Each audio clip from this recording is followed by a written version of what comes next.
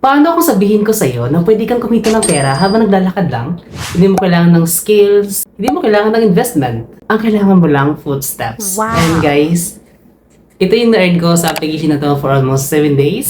And ipapakita ko sa inyo kung paano ko to na-withdraw and may chance ba talaga na makapag-withdraw tayo dito. Share ko dun sa inyo kung legit or scam. Kaya naman, please make sure na matapos nyo itong video na to kung naghahanap kayo ng legit earning application. So, itong application guys na tinutukoy ko ay walang iba kundi itong si WalkStep. Basically guys, ay babayaran ka habang naglalakad ka lang. So, the more steps guys na maiipon mo ay mas maraming coins din yung maiipon natin dito. So, simple lang yung concept. Pero syempre, ang pinaka-importanting tanong dito is legit ba talaga to na pwede tayong kumita? Kasi aminin natin guys, sa dami talaga ng mga earning applications sa ngayon na maganda lang sa umpisa. Pero habang tumatagal and sa dulo, hindi ka pala makakapag-withdraw. So today guys, ay alamin natin kung worth it ba talaga itong application na to. So kailangan natin guys makaipon dito ng 10 million coins. Tapos makakonvert siya into $10. Tapos yung $10 guys ay pwede natin siya ma-withdraw into PayPal only. Yes, PayPal lang po yung available niya dito. And later on, ipapakita ko sa inyo kung paano ko na-withdraw or ma-withdraw ko ba talaga yung na-earn ko dito. Pag open mo guys ng application, na ito agad yung makikita mo. Makikita mo dito guys yung mga total coins mo, yung daily steps, rewards. Tapos may iba't ibang bonuses din tayo dito makukuha. So meron ding a daily claim. Tapos may lucky spin din dito, treasure chest, and walking report. And kung ano-ano pang mga tasks guys na pwede natin ditong makuha. Pero guys, kailangan kong maging honest dito guys, na hindi lang walking yung source ng earnings natin dito. Most of the time, kikita ka dahil sa ads. So halos lahat ng rewards guys dito ay may kasamang advertisement.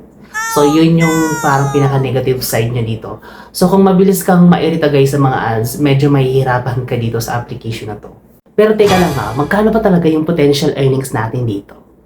Syempre guys, yung main feature ng application na to is yung walking. Habang naglalakad ka guys, ay tinatrack ng apps na to yung mga steps mo, then na i-convert siya into coins. The more na active ka, the more na madami kang makukuhang mga rewards.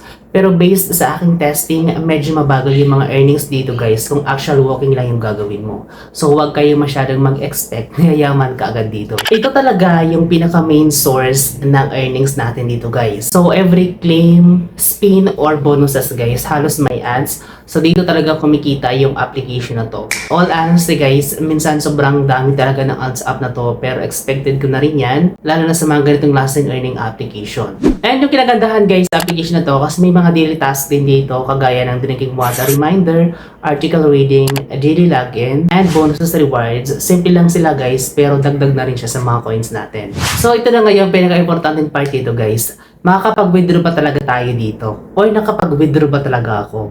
Yung pinaka-minimum threshold niya dito guys, ay kailangan natin ng 10 million coins na may convert siya into $10. Tapos yung pinaka-mode of payment niya dito is PayPal.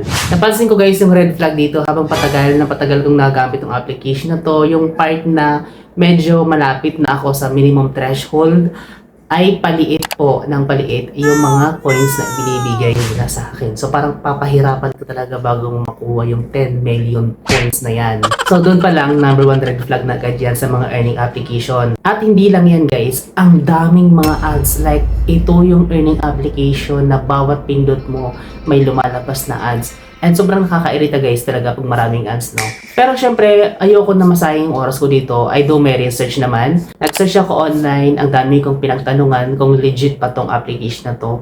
May mga nagsasabi guys na nakapag-withdraw naman sila. Pero most of them ay nagbibigay talaga sila ng bagsak na review and ratings. Sinasabi guys na sayang lang daw ng oras and scam tong application na to. So that's why I decided guys na hindi ko natapusin and hindi ko na i-reach pa yung 10 millions na coins ito guys. Kasi for me, it is impossible sa mga ganitong klaseng application na ma-reach natin yung threshold na kailangan dito. And kung ma-reach man natin guys, expected na po yan na may another task na bibigay sa atin para makapag-withdraw tayo. So ang tanong dito, fake ba or scam itong si WalkSteps? On my opinion guys, ay scam po ang application na to. And I will give my rate guys, application na to 6 out of 10. Kasi naman, paaasahin ka talaga sa application na to and hindi ka naman talaga makakapag-withdraw. And that's it for this video guys. Maraming salamat sa panood. See you on my next upload.